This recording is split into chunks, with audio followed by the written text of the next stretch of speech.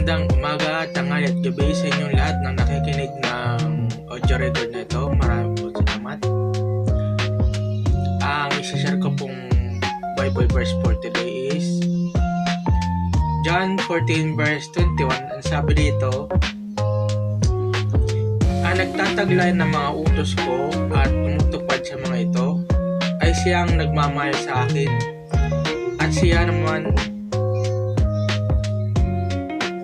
na nagmamahal sa akin ay mamahalin ng aking Ama. Mamahalin ko siya at ihahayag ko ang aking sarili sa kanya.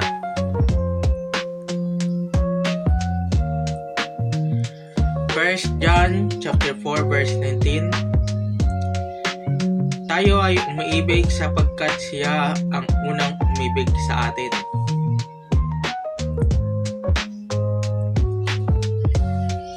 Psalms 36 verse 7. O Diyos, ang iyong pag-ibig mahalaga at matatag, ang kalingay na darama sa ilalim ng iyong pakpak.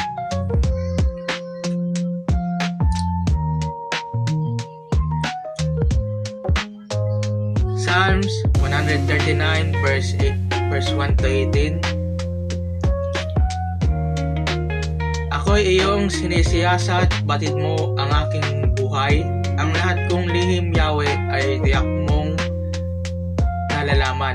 Ang lahat ng gawain ko sa iyo ay hindi lingid. Kahit ikaw ay malayo, batid mo ang aking isip. Ako'y iyong nakikita, gumagawa o hindi man. Ang lahat ng gawain ko'y pawang iyong nalalaman. Di pa ako umiimik, yaong aking sasabihin. Alam mo nang lahat iyon, lahat ay di malilihim. Ika'y laging kapiling ko, katabi ko oras-oras, ang likas mong kalakasan ang sa akin nag-iingat. Nagtataka ang sarilit, alam mo ang aking buhay, di ko kayang unawain iyong karunungan. Saan ako magpupunta upang ako'y makatakas? Sa iyo bang espiritu ako ba'y makakaiwas? Kung langit ang puntahan ko, tiyak na naroon ka. Sa daigdig ng mga patay, humimlay man ako'y ikaw din ang kasama. Kung ako ay makalipat, umiwas na pasilangan, o kaya ang tirahan ko'y ang duluhan ng kanluran, tiyak ikaw ay naroon upang ako'y pangunahan.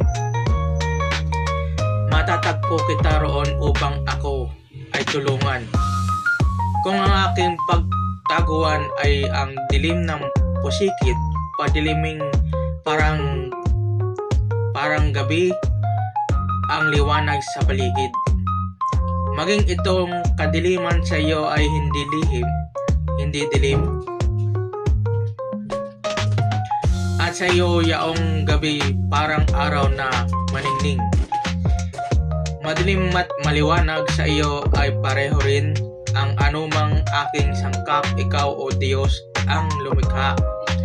Sa tiyan ng aking inay, hinugis mo akong bata. Pinupuri kita o Diyos, marapat kang katakutan. Ang lahat ng gawain mo ay kahanga-hangang tunay. Sa loob ng aking puso, lahat ito'y nakikintal. Ang buto ko sa katawan, nung iyon ay hugisin.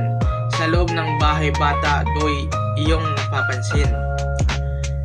Lumalaki ako roong sa iyo'y di nalilihim. Ako'y iyong nakita na hindi pa man isinilang. Batid mo kung ilang taon ang haba ng aking buhay, pagkat ito'y nakatitik sa aklat mo natalaan.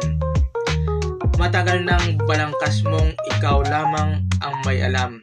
Tunay Yahweh, di ko kayang maabot ang iyong isip. Ang dami ng iyong balak ay hindi ko nababatid. Kung ito ay bibilangin, ay sindami ng buhangin.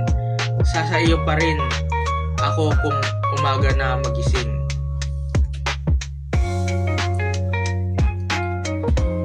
John 14 verse 18. Hindi ko kayo iiwang para mga ulila. Darating ako sa inyo.